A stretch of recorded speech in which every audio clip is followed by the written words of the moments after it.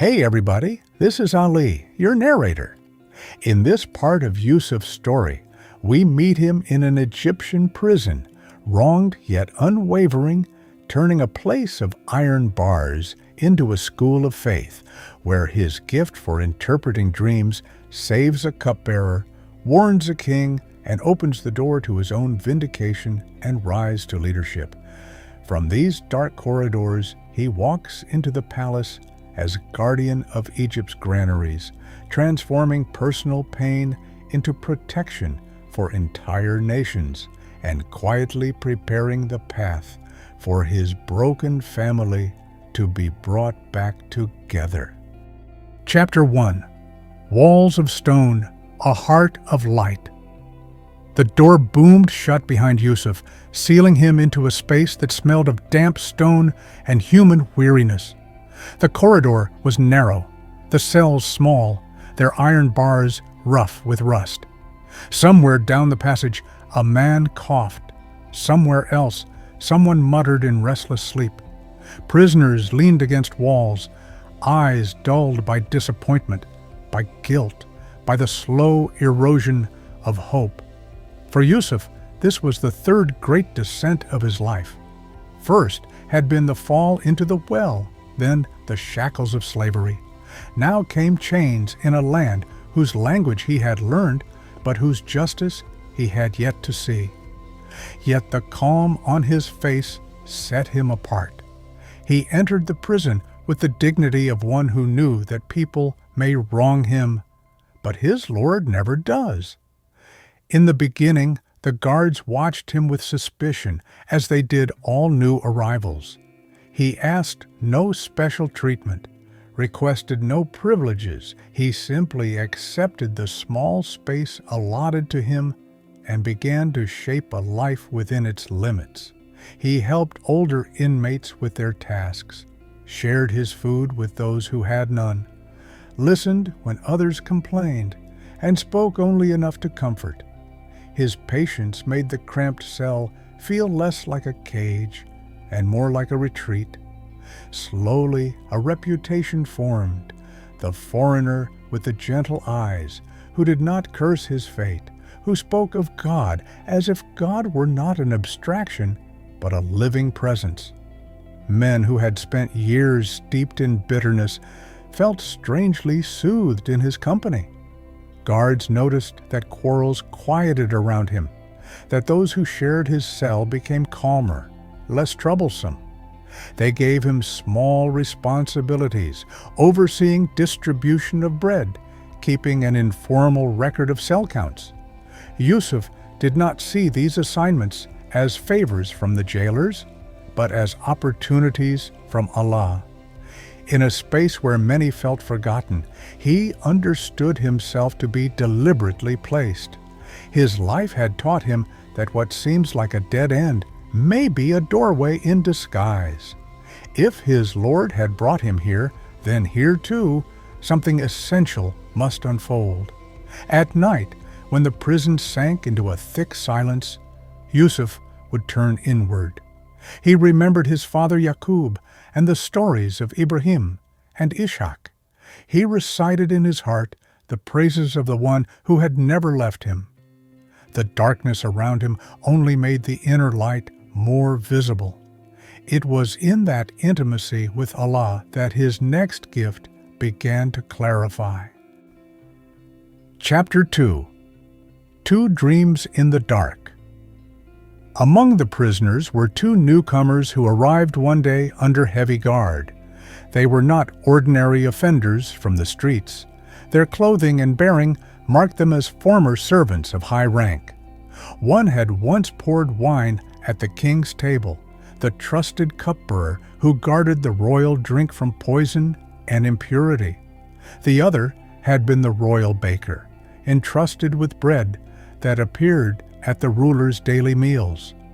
Rumor swept through the cells that these men had been imprisoned on suspicion of involvement in some palace intrigue, perhaps a plot, perhaps a lapse in duty.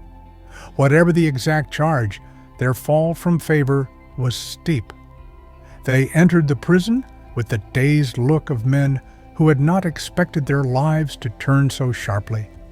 Living alongside Yusuf, they soon noticed that something in him did not match the gloom of the place. He did his tasks thoroughly, never complaining. His gaze was clear, his words careful, his manner free of the hardened sarcasm common among long-term inmates. An aura of goodness seemed to cling to him, softening even the harshest corners of the prison. One night, both the cupbearer and the baker saw dreams that left them deeply unsettled. The cupbearer dreamed he was once again in his old position, pressing grapes and serving drink to his master, the liquid flowing pure and abundant into the king's cup. The baker saw himself walking with a basket of bread on his head, but birds descended upon it, tearing at the loaves until nothing remained but crumbs scattered to the wind. They awoke, troubled. In such dreams, the heart senses meaning beyond ordinary imagination. Among their companions, they knew no one capable of reliably interpreting such visions. Yet both had watched Yusuf long enough to believe that he was touched by a wisdom not common in that place. Approaching him respectfully, they recounted their dreams and asked for an explanation. "We see," they said, "that you are a doer of good. Whatever you have, it is not ordinary." Their request was not just for knowledge. It was a plea for some glimpse into a future where their fates would be known rather than guessed. Yusuf did not rush to satisfy their curiosity. He recognized that their openness presented a rare chance to guide hearts toward truth, not merely to sate anxiety about tomorrow. Before speaking of their individual destinies, he spoke of what underlay his own composure. He told them that any ability he had to interpret dreams was not magic or personal brilliance, but a gift taught to him by Allah. He explained that he had left behind the confused beliefs of those who multiplied gods and bowed to names without real power. In their place, he followed the way of his forefathers, Abraham, Isaac, and Jacob, who worshipped one Lord alone, the originator of the heavens and the earth. "Consider," he said in essence, "which is better, a clutter of imagined lords, each demanding a piece of your fear and hope, or a single, irresistible God who holds all command." He reminded them that many of the idols people revered were merely labels inherited from ancestors, without any authority from the Creator. Real judgment, real law, real outcome, these belong only to Allah. Only after setting their hearts in this frame did he turn to the meanings of their dreams. To the cupbearer he foretold a return to favor. He would again pour wine for his master, resuming his old post.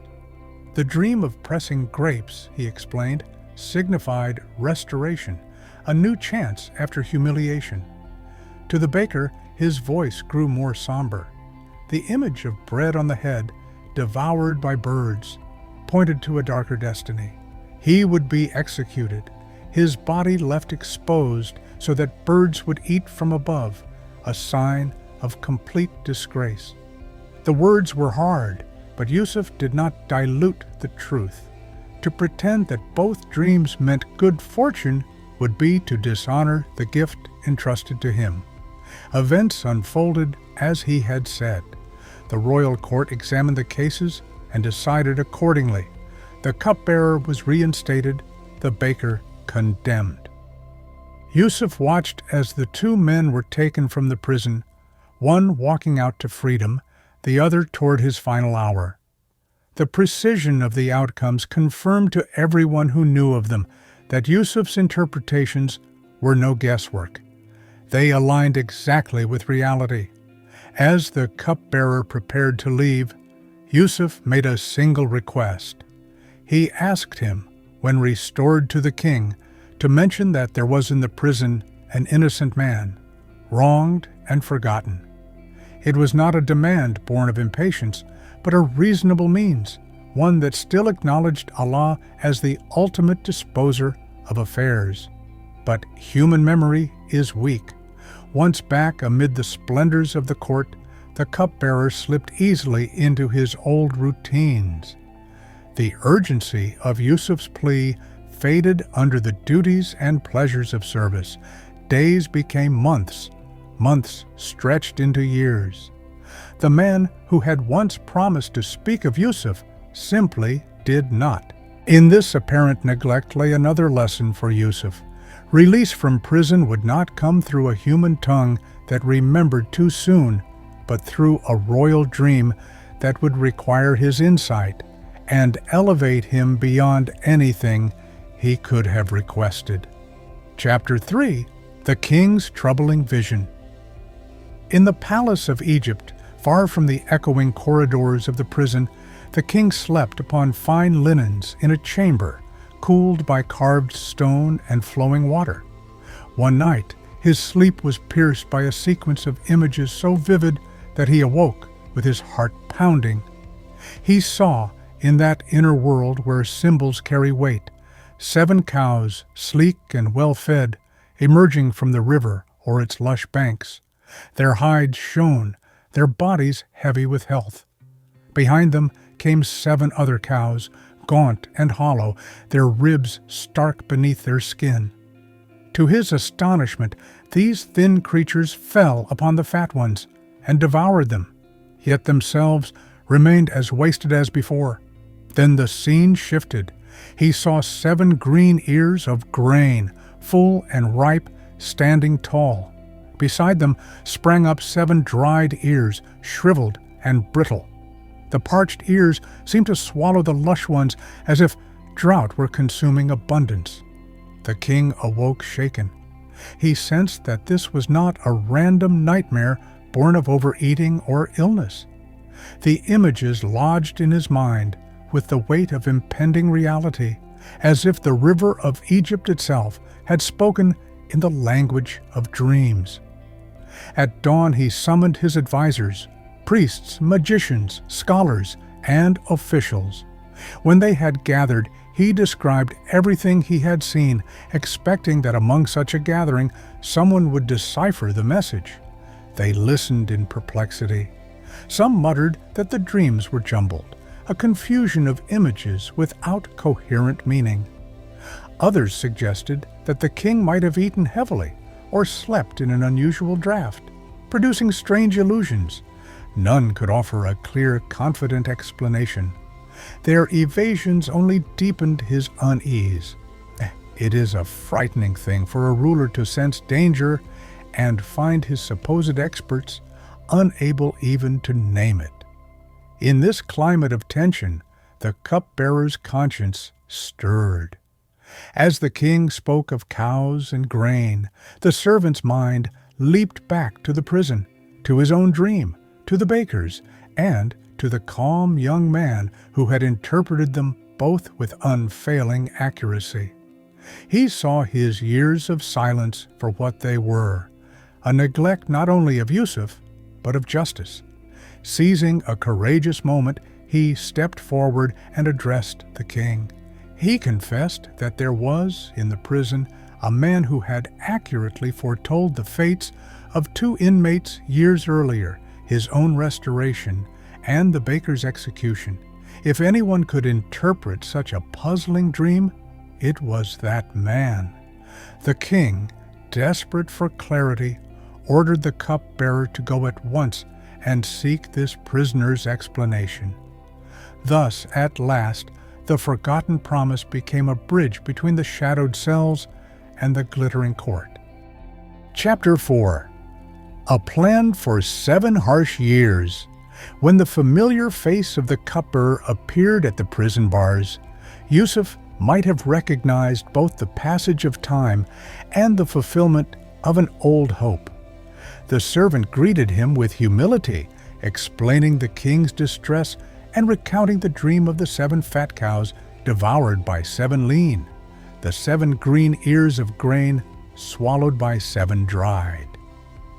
Yusuf listened carefully, his heart turning, as always, first toward Allah. The meaning unfolded within him with a clarity born of divine teaching. He saw not isolated symbols, but the outline of years yet to come across the land. He replied with calm assurance. The dream, he explained, signified a cycle that would soon befall Egypt and its neighbors, 7 consecutive years of plentiful harvests, followed by 7 years of severe famine. During the years of abundance, the people should sow as usual, but they must resist the temptation to consume the plenty recklessly. Most of the grain should be stored in its ears, preserving it against decay. Then, when the lean years arrived, the stored grain would sustain the population, each year drawing down from what had been saved, leaving only a little. After those 7 harsh years, relief would come, a year of abundant rain, in which people would again press grapes and olives, returning to prosperity. Yusuf did not simply predict, he advised. In his interpretation lay a detailed strategy: work diligently now, live modestly in times of abundance, store wisely, and be prepared to distribute justly when hardship comes. It was a blueprint not only for survival, but for moral governance, one that recognized food as a trust from Allah to be managed for the benefit of all, not hoarded for the enrichment of a few. The cupbearer carried this explanation back to the palace. As he spoke, the king felt something he had not felt from any other advisor, a sense of solid ground. The interpretation did not merely fit the symbols, it carried practical steps that could be acted upon immediately. The dream, once a source of dread, now became a warning and a mercy combined. Intrigued and impressed, the king summoned Yusuf himself. Servants were dispatched with orders to release the prisoner and bring him in haste. After years of darkness, a door swung open, and Yusuf was invited to step into the light of the royal court. Yet Yusuf did something unexpected. He did not hurry out at the first opportunity, nor did he allow the promise of freedom to overshadow something more important: the clearing of his name. He sent word back that he would not leave the prison until the truth about the earlier scandal, the affair of the women who had cut their hands, and the false accusation against him, was openly investigated. He wished to emerge not under a cloud of suspicion, but with his integrity recognized. The king, impressed by such principled restraint, agreed. He ordered that the women of the city be brought, including the wife of the Aziz. Before them all, he asked plainly what had truly occurred. "Tell me the facts about this man Yusuf," he demanded. "What wrong did he commit?" One by one, the women spoke. They admitted that they knew of no evil from Yusuf. They acknowledged that their own fascination with his beauty had led them into dangerous territory. At last, the wife of the Aziz herself, worn down by years of internal conflict and by the memory of Yusuf's unwavering virtue, confessed that she had indeed tried to lure him and that he had refused. In this, she said, he had been truthful and she had been in error. When this confession reached Yusuf, it brought a deep vindication. He declared that he had sought this inquiry so that it might be clear he had never betrayed his master in secret, and to show that Allah does not guide the schemes of those who deceive. He did not absolve himself of all human weakness. He acknowledged that the soul is inclined toward lower desires unless Allah shows mercy. But in this case, that mercy had preserved him. Only after this public clarification did Yusuf accept the king's summons. He entered the royal court with the same dignity he had carried in the prison, neither arrogant nor cowed. The king spoke with him directly, testing his understanding and finding in him a breadth of perspective and refinement that surpassed that of many seasoned courtiers. Here was a man who had endured hardship without losing clarity, whose interpretations were not riddles but guidance. Recognizing his abilities, the king declared him trustworthy and honored. In response, Yusuf requested a specific role: oversight of the storehouses of the land. He did not seek power for its own sake. He sought responsibility in the very area where Allah had granted him insight. With knowledge of the coming cycle of plenty and famine, he wished to ensure that grain would be managed with justice and foresight. The king agreed. Thus, the former prisoner became the guardian of Egypt's food security, authorized to plan, gather, and distribute.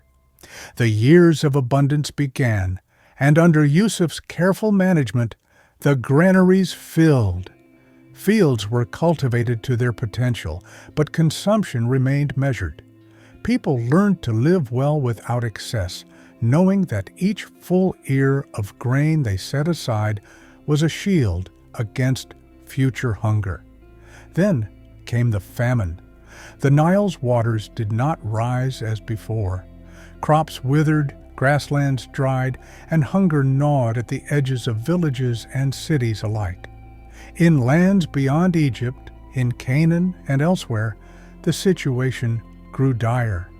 Families watched their stores dwindle and heard whispers that in Egypt there was a just ruler controlling vast supplies of grain, selling at fair measure. Among those who heard was an aging prophet named Yaqub. Chapter 5, Brothers at the Gate, a Family on the Brink. In Canaan, the drought pressed on like an unrelenting weight. Yaqub's sons watched their animals grow thin, their granaries empty. Conversations around the campfire turned from plans for trade to worries about basic survival. News of Egypt's provisions reached them through traveling caravans. There, they said, a wise official sold grain to any who came, treating even foreigners with fairness. Yaqub, whose heart still carried the unresolved loss of Yusuf, turned to his remaining sons. "Why do you hesitate?" he essentially asked. "When relief lies within reach, go down to Egypt and buy what is needed, so that we may eat and live." He kept Benjamin, however, by his side, perhaps fearing that to lose this last child of Rachel would break him completely. The 10 older brothers journeyed to Egypt, not knowing that the very brother they believed gone had become the steward of that land's mercy. When they were admitted to Yusuf's presence, they bowed according to the custom of the country. He recognized them at once, older, more weathered, but undeniably the same men who had once gathered around a well. They did not recognize him. How could they? The boy they had abandoned had been transformed into a man robed in authority, speaking the language of Egypt with fluency. To them, he was simply the treasurer, the Aziz of the stores, a figure to be respected and feared. Yusuf's heart must have surged with a flood of memories. The tear of his shirt, the echo of their laughter turning hard, the years in the house of the Aziz, the prison walls, the dreams fulfilled.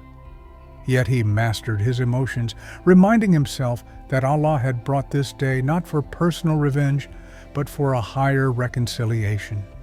He questioned them formally, asking who they were and where they came from.